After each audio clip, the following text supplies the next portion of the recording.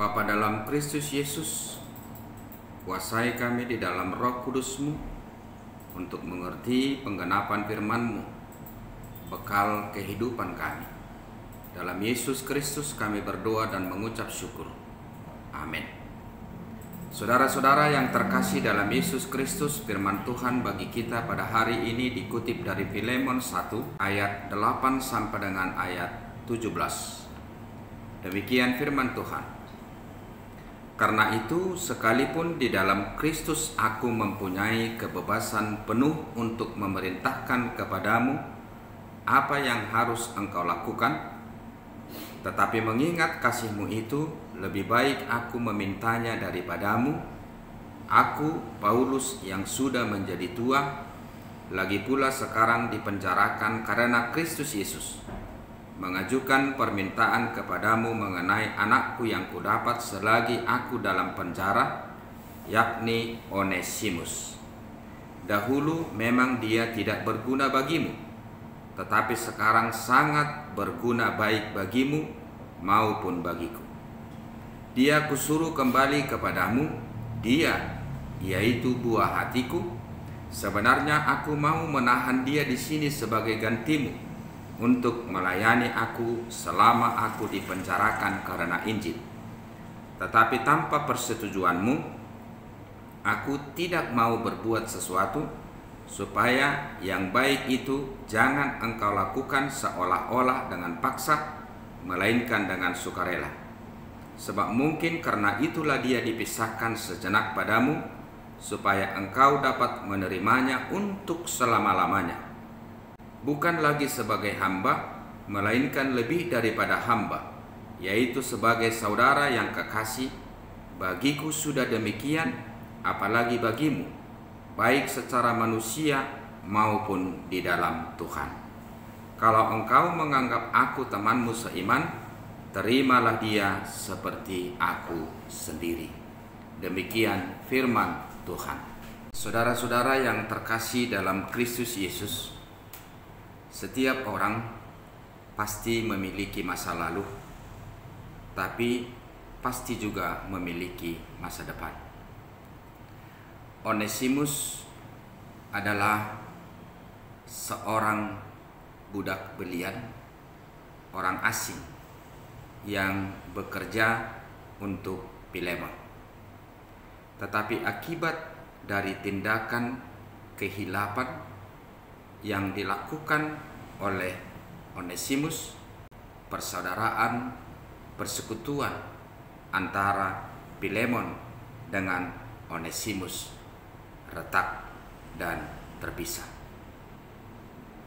Siapakah yang bisa menduga jika kehidupan seseorang bisa berubah dan dia menjadi pribadi yang komit meninggalkan kehidupan yang lama kepada kehidupan yang baru, meninggalkan kejahatannya, dan dia menjadi pribadi yang komit untuk melakukan kebaikan.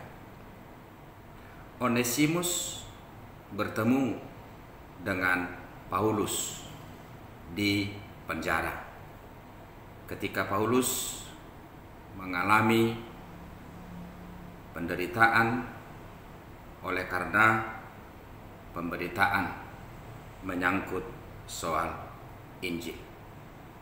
Sungguh sangat luar biasa di dalam proses keberlangsungan persekutuan, persaudaraan, persahabatan antara Paulus dengan Onesimus.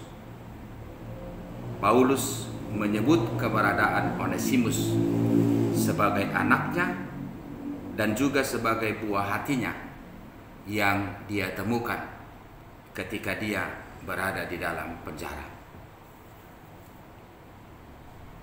Kemungkinan besar, Bapak Ibu Saudara-saudara, bahwa Paulus mengenal keberadaan daripada Onesimus, dan dia mengetahui bahwa keberadaan daripada Onesimus dulunya adalah bekerja untuk Filemon.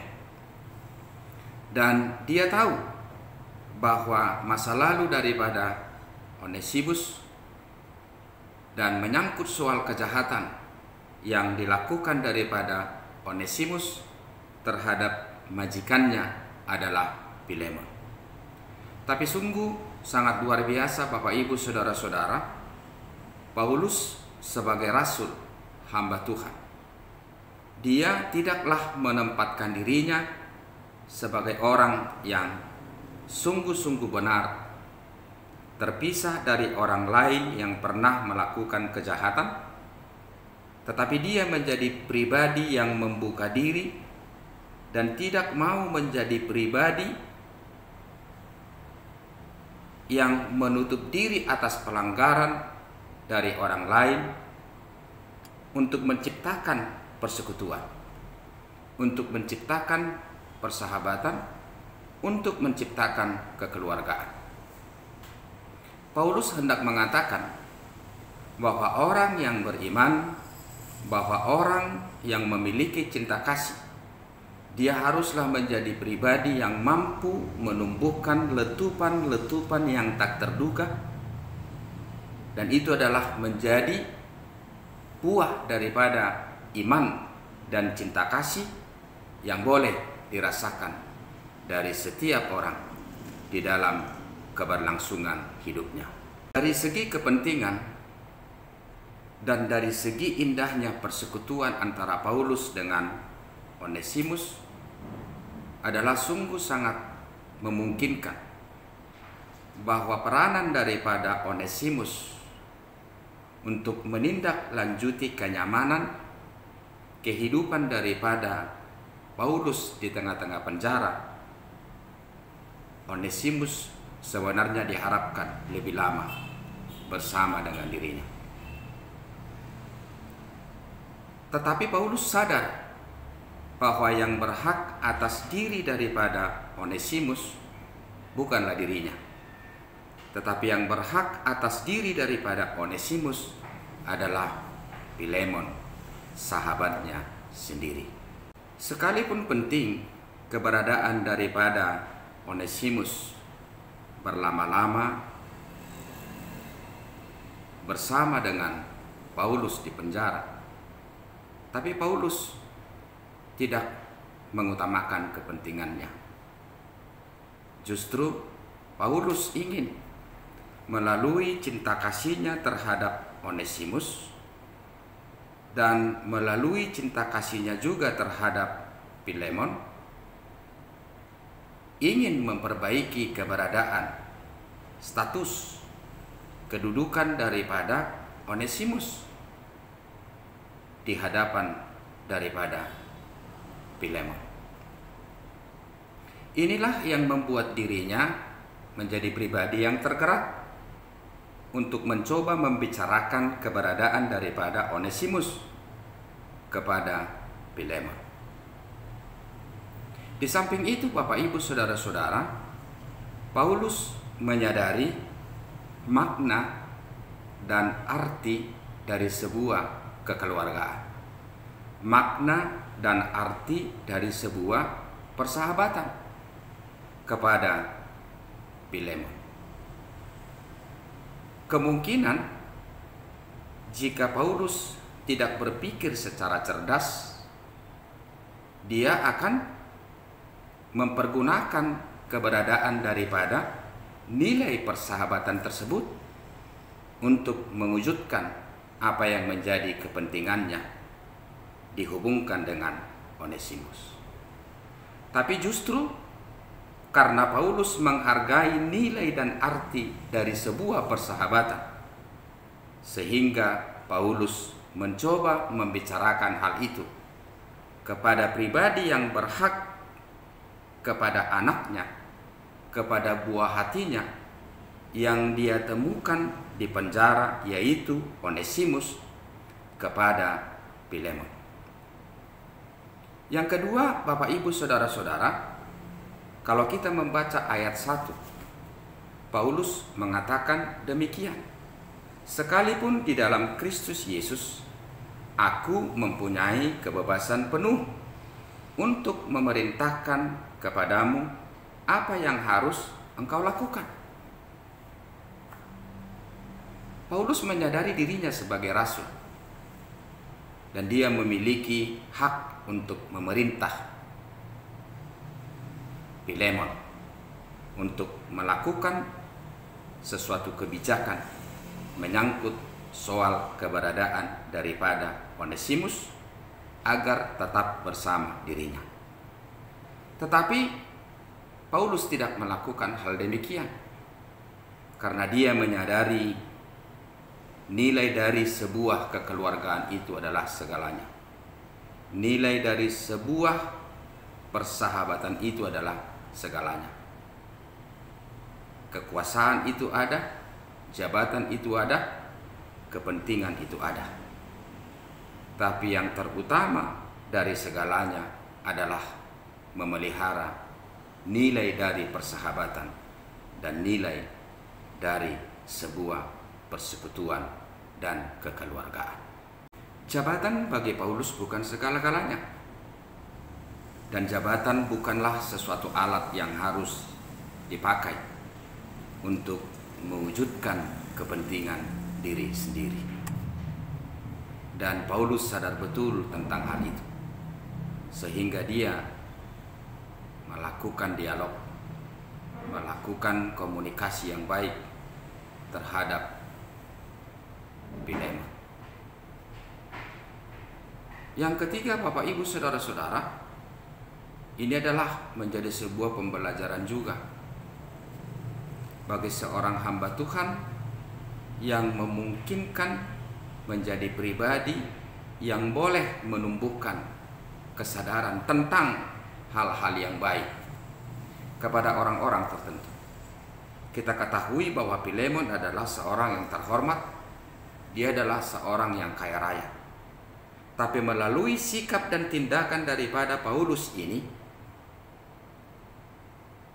Paulus berhasil menempatkan keberadaan daripada Filemon itu untuk menjadi pribadi yang bertanggung jawab, untuk menjadi pribadi yang membuka diri kepada orang lain sekalipun dia telah terlanjur melakukan kejahatan, agar membuka diri kepada pengampunan dan agar mengetahui makna dan nilai dari sebuah persekutuan.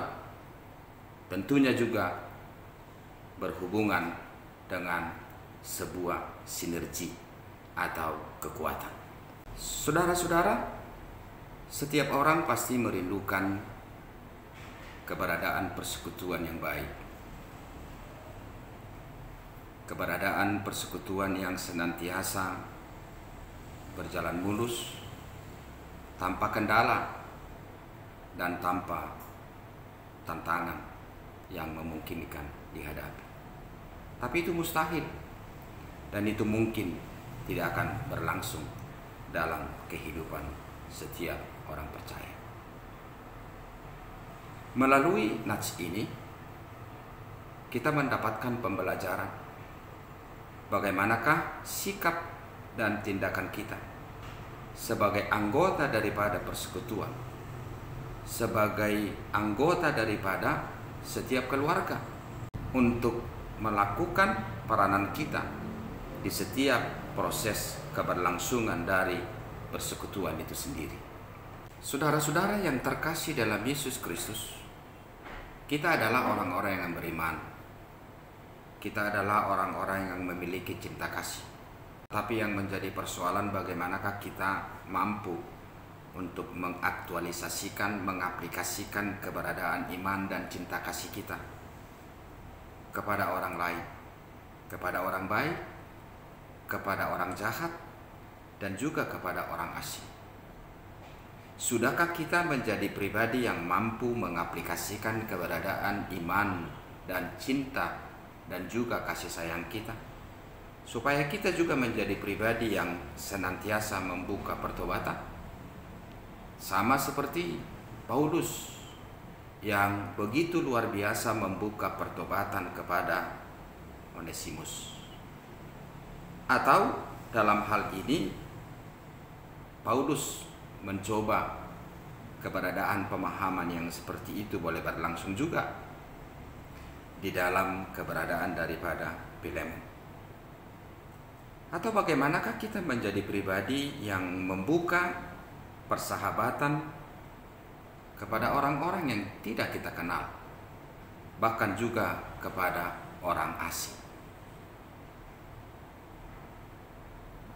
Atau juga bagaimana kita menjadi pribadi yang bisa membuka kesempatan untuk melakukan ketersalingan antara satu dengan yang lain, saling menghargai dan saling menghormati satu dengan yang lain. Dan saya kira Bapak Ibu saudara-saudara, disinilah yang menjadi letak daripada arti dan makna dari sebuah persahabatan, persekutuan yang dihubungkan dengan sinergi. Dalam nats ini, Paulus tidak mendahulukan statusnya sebagai rasul di hadapan Filemon. Dia hendak berkata kepada Filemon dan juga kepada Onesimus dan juga kepada kita, bahwa orang yang mengatakan dirinya beriman dan memiliki cinta kasih yang daripada Tuhan, dia haruslah menjadi pribadi yang membuka ruang dan membuka kesempatan pertobatan kepada orang lain. Dan dia harus menjadi pribadi yang mampu menjamin jalan bagi orang jahat supaya dia meninggalkan kejahatannya dan dia menuju kepada perbuatan baik. Dia sendiri telah mengalami itu di dalam dirinya bersama dengan Kristus, dan juga telah dialami oleh Zakheus di dalam kehidupannya. Dalam hal ini juga Paulus hendak mengatakan kepada Onesimus bahwa setiap orang punya masa lalu dalam kehidupan, tapi nilai dari seseorang itu bukanlah diukur dari itu, tapi diukur dari komitmen seseorang bagaimana dia meninggalkan kehidupannya yang lama, yang buruk, kepada kehidupan yang baru, dari kehidupan yang jahat kepada kehidupan yang baik. Dan ketika seseorang berani mengakui dan menyelesaikan persoalannya menyangkut soal ini, disitulah dia memiliki nilai kehidupan yang sangat luar biasa. Paulus menyarankan hal itu kepada Onesimus agar dia menyelesaikan persoalannya kepada majikannya Filemon, dan sekaligus dia juga menyelesaikan persoalannya terhadap Tuhan. Ini adalah pengajaran yang sangat luar biasa. Yang kemudian Bapak Ibu saudara-saudara, Paulus adalah pribadi yang cerdas, menempatkan dirinya sebagai orang tua, sebagai sahabat, dan sebagai rasul. Dia mengatakan kepada Filemon, dari segi kerasulannya, itulah yang memungkinkan dahulu membuat engkau dan dia terpisah. Tapi pada hari ini engkau akan bersama-sama dengan dirinya untuk selamanya. Paulus hendak mengatakan kepada Filemon, tidak ada manusia yang sempurna. Setiap orang pasti pernah memiliki masa lalu yang buruk. Tetapi haruskah masa lalu yang buruk menjadi ukuran daripada nilai daripada seseorang terhadap diri kita, terhadap persekutuan kita, dan juga terhadap kekerabatan kita, sehingga kita tidak mau menjadi pribadi yang bisa merasakan kesempatan hal-hal yang baik yang memungkinkan dilakukan seseorang ditindak lanjut kehidupannya ke depan? Pengajaran seperti inilah yang dituangkan oleh Paulus kepada Filemon, agar ia walaupun seorang yang sangat terhormat dan memiliki kekayaan, sementara adalah Onesimus adalah seorang budak belian, orang asing, dia harus mampu menjadi pribadi yang menghargai akan keberadaan daripada Onesimus. Saudara-saudara, kita adalah teman sekeluarga Allah, baik secara pribadi maupun secara persekutuan terhadap Kristus. Ditinjau dari segi tema minggu yang boleh kita hidupi melalui khotbah ini, kita harus menyadari Bapak Ibu Saudara-saudara bahwa di dalam proses keberlangsungan diri kita sebagai keluarga Allah, proses pertobatan harus senantiasa berlangsung. Dan kita harus menjadi pribadi yang berani menyelesaikan persoalan kita akan kejahatan kita terhadap orang lain yang mungkin tersakiti oleh sikap dan tindakan kita, dan juga terhadap Tuhan, agar kita memiliki nilai hidup dan nilai kepercayaan yang sungguh. Setiap keluarga adalah wadah untuk membawa kita belajar untuk menerima orang lain, untuk membangun persekutuan, untuk menumbuhkan kebersamaan, agar sinergi yang dibutuhkan oleh setiap keluarga untuk senantiasa melakukan perbuatan baik boleh terlaksana. Melalui setiap keluarga Kristen, kita harus menyadari bahwa kita harus senantiasa melakukan tanggung jawab kita. Dan setiap keluarga Kristen juga harus menyadari bahwa wadah yang utama untuk memelihara kasih sayang, pengembangan sinergi, pangalapak gugu, supaya kita menjadi pribadi yang senantiasa mampu berkarya adalah keluarga. Marilah Bapak Ibu Saudara-saudara, iman dan cinta kasih kita menggerakkan kita senantiasa menjadi pribadi yang mampu menerima orang lain, merendahkan hati, tidak mementingkan kepentingan kita, dan tidak memperalat jabatan kita demi kepentingan pribadi kita. Marilah kita menjadi pribadi yang senantiasa mendukung pertobatan orang lain, supaya kebaikan senantiasa boleh bertumbuh dan anggota persekutuan dari setiap keluarga Allah, keluarga Kristen, berkembang dan bersinergi. Amin. Tuhan memberkati kita. Shalom.